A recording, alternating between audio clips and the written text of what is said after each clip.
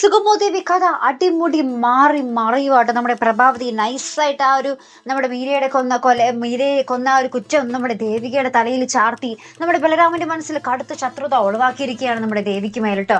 അപ്പൊ നമ്മുടെ ബലരാമൻ ഇങ്ങനെ പറയുന്നുണ്ട്, ആരാണ് എന്റെ മോളുടെ അടുത്ത് ഈ ഒരു ക്രൂരത ചെയ്തത് എന്ന് ചോദിക്കുമ്പോൾ നമ്മുടെ പ്രഭാവതി പറയുന്നുണ്ട്, ഞാൻ ആദ്യം മുതലേ ബലരാമനോട് പറഞ്ഞതല്ലേ, ദേവികയാണ് മീരയെ കൊന്നൊടുക്കിയത് എന്ന് നമ്മുടെ ബലരാമനോട് നമ്മുടെ പ്രഭാവതി പറയുന്നുണ്ട്. അപ്പൊ തന്നെ നമ്മുടെ ബലരാമൻ, അവളെ ഞാൻ ഇനി വെച്ചിരിക്കില്ല, അവളോടുള്ള ഒരു പ്രതികാരം നന്ദനും കൂടി വേണ്ടിയുള്ളതായിരിക്കും എന്നൊക്കെ പറഞ്ഞ് നമ്മുടെ സിദ്ധാർത്ഥനോടും പറയുന്നുണ്ട്. അപ്പൊ സിദ്ധാർത്ഥനും ആകെ ഇങ്ങനെ ഞെട്ടി നിൽക്കുവാട്ടോ. എന്ന് വെച്ചാൽ ബലരാമനെ പിടിച്ചാൽ കിട്ടില്ലെന്ന് നമ്മുടെ സിദ്ധാർത്ഥനും അറിയാം, പ്രഭാവതിക്കും അറിയാം.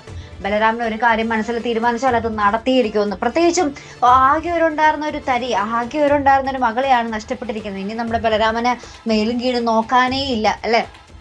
അപ്പുറത്താണെങ്കിൽ നമ്മുടെ ദേവി നമ്മുടെ എസ്തപ്പാനെ കുത്തി മലർത്തി എന്താ പറയാ അവിടുന്ന് രക്ഷപ്പെടാനുള്ള ഒരു തീരുമാനത്തിലാട്ടോ. അപ്പൊ നമ്മുടെ ദേവി എവിടുന്നോ ഒരു കത്തിയൊക്കെ സംഘടിപ്പിച്ച് കയ്യിൽ കരുതുന്നുണ്ട്, എസ്തപ്പാനെ കുത്താൻ പോകുന്നത് പോലെ കാണിക്കുന്നുണ്ട്. ഇനി നമ്മുടെ എസ്തപ്പാന് കുത്ത് കിട്ടുമോ ഇല്ലയോ, ദേവി അവിടുന്ന് രക്ഷപ്പെടുമോ ഇല്ലയോ എന്നൊക്കെ കണ്ടു തന്നെ അറിയണം കേട്ടോ.